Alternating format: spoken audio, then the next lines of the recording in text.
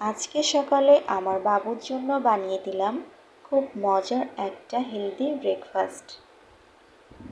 প্রথমে আমি মেজারমেন্ট করে কুসুম গরম পানি নিয়েছি। এরপর এতে বাবুর ফর্মুলা মিল্ক অ্যাড করে ভালোভাবে মিশিয়ে নিচ্ছি, যাতে ফর্মুলা মিল্কটা ভালোভাবে মিশে যায়। এরপর অ্যাড করব বাবুর খুবই পছন্দের মাখনা ওটমিল। এটা দিয়েও ভালোভাবে মিশিয়ে নিলাম এবং কিছুক্ষণ সাইডে রেখে দিলাম।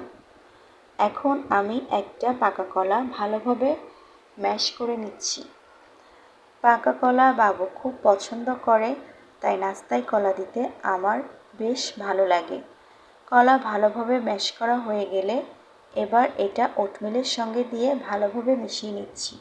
সব কিছু ভালোভাবে মিশে গেলে ব্যাস তৈরি হয়ে গেল বাবুর জন্য খুব সহজ, মজার আর পুষ্টিকর সকালের নাস্তা।